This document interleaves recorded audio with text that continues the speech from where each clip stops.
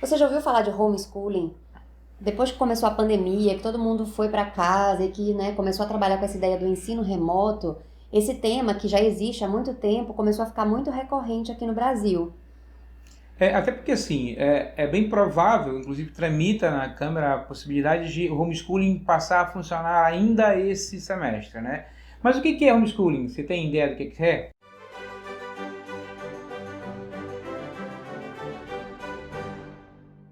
Se inscreve no nosso canal, né? Aperta lá no sininho para você poder receber as notificações. A gente precisa entender um pouco qual é a ideia do homeschooling, tá? A proposta é levar para dentro de casa o ensino, como hoje está acontecendo no ensino remoto, mas é mais ou menos isso. A gente tem que considerar que no homeschooling, o agente que vai educar o teu filho pode ser ou o pai, ou a mãe, ou algum professor que é contratado para isso. E há todo um conteúdo programático que precisa ser seguido, assim como acontece hoje na escola. Então, o homeschooling ele não é a mesma coisa do que a gente está vivendo hoje. O que a gente vive hoje é o ensino remoto. Né? O ensino remoto, o aluno ele está matriculado numa escola, ele tem, a escola tem toda a responsabilidade das aulas, do conteúdo, do que vai ser feito com a criança, né, para que ela possa passar pelo processo de aprendizagem.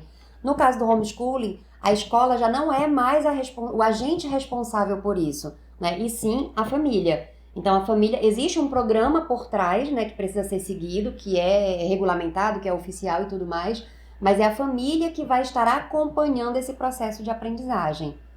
A grande preocupação em relação ao homeschooling é tirar o aluno da escola sem considerar alguns fatores. Então, acho que é mais importante a gente esperar essa legislação sair, entender como a coisa vai funcionar, para a partir daí começar a se pensar, né?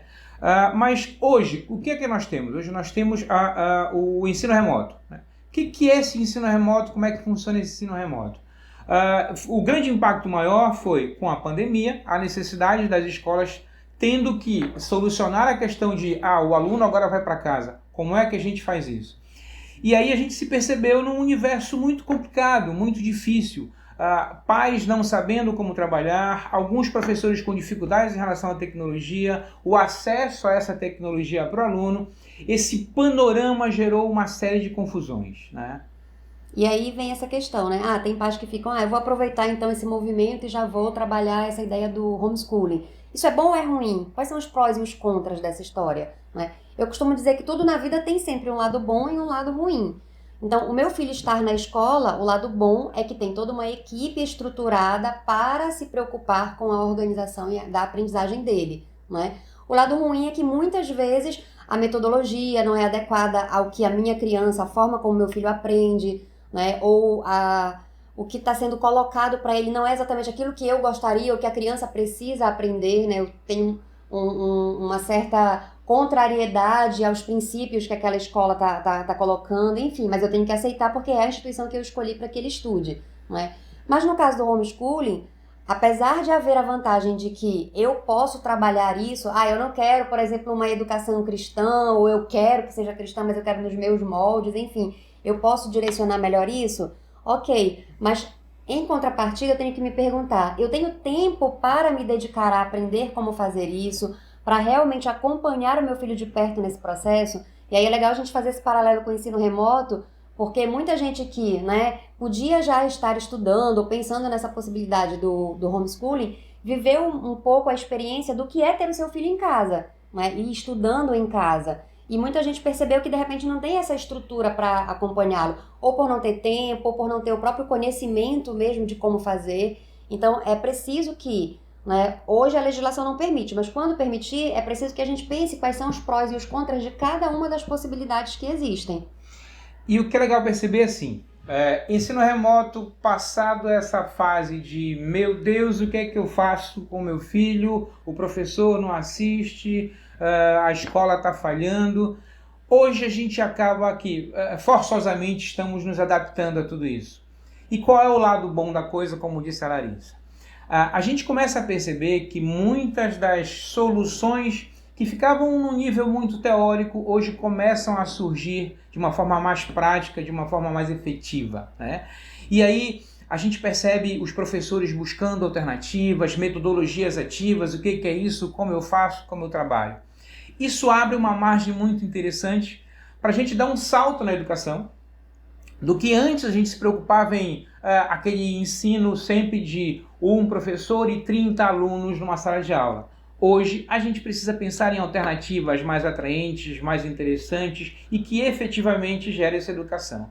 Em cima disso, a gente começa a perceber um movimento muito grande naquilo que eu falei há pouco, das metodologias ativas, de usar robótica educacional, de usar educação tecnológica, metodologias que fazem com que o aluno, mesmo dentro de casa, ele tenha um processo de aprendizagem muito mais interativo, muito mais interessante, que inclusive consegue envolver toda a família, o pai, a mãe, o primo, o irmão.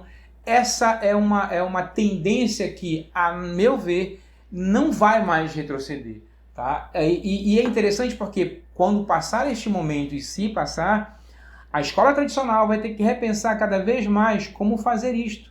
Porque se o aluno volta para a sala de aula com aquele modelo de professor e 30 alunos, o aluno vai se questionar, uai, mas o que eu estou fazendo aqui? Ouvindo de novo o professor escrevendo, anotando de uma forma muito passiva nesse processo, quando lá em casa era muito melhor. Lá em casa eu fazia as minhas experiências, eu conversava com meu pai, eu montava robozinho, usava placas, enfim.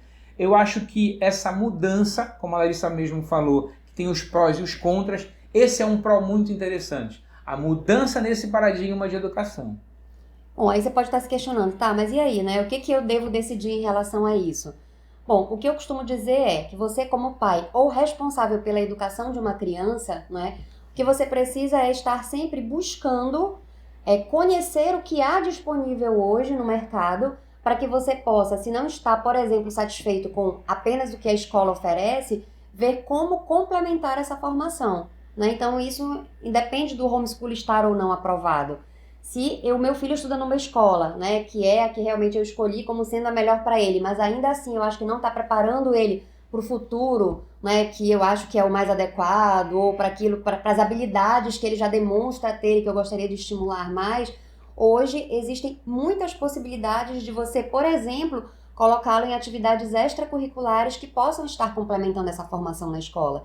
E quando o homeschooling for aprovado, né, se você decidir por isso, se você começa nesse processo desde agora, de já acompanhar mais de perto, de pensar em alternativas, de buscar profissionais fora da escola que também possam ajudá-lo nessa educação, você vai estar mais preparado, inclusive, para tomar a decisão de colocá-lo ou não no sistema de homeschooling. Né? Isso é uma dica interessante para você que é pai, que é o seguinte: a gente precisa, a partir de hoje, se mexer nessa direção, entender o que está acontecendo, entender o que é homeschooling, entender o que eu posso fazer com a educação remota, mesmo que a educação tradicional, né, tente retornar, o que eu acho que vai ser extremamente difícil, nos moldes que eram, né, você precisa, como pai, se apropriar mais disso, entender como é que isso funciona, para dar para o teu filho uma condição muito melhor de aprender e de se transformar em relação a essa educação que está aí. Então a dica que a gente deixa é que você realmente aprenda cada vez mais a planejar, né, a educação do seu filho. Não passar essa responsabilidade totalmente para a escola e achar que isso é suficiente.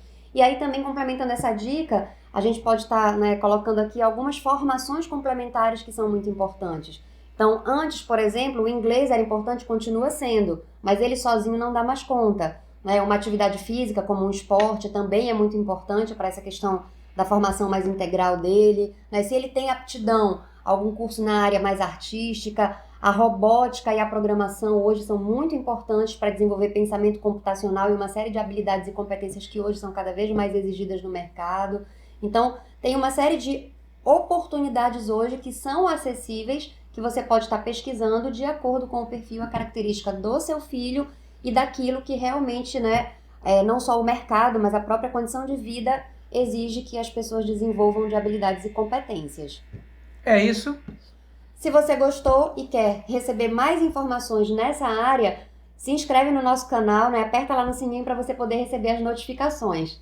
E aí você vai ver aqui em volta as nossas redes sociais, pode entrar em contato com a gente, segue a gente que vai ser legal. Daqui para frente a brincadeira vai ser assim, beleza? Até mais.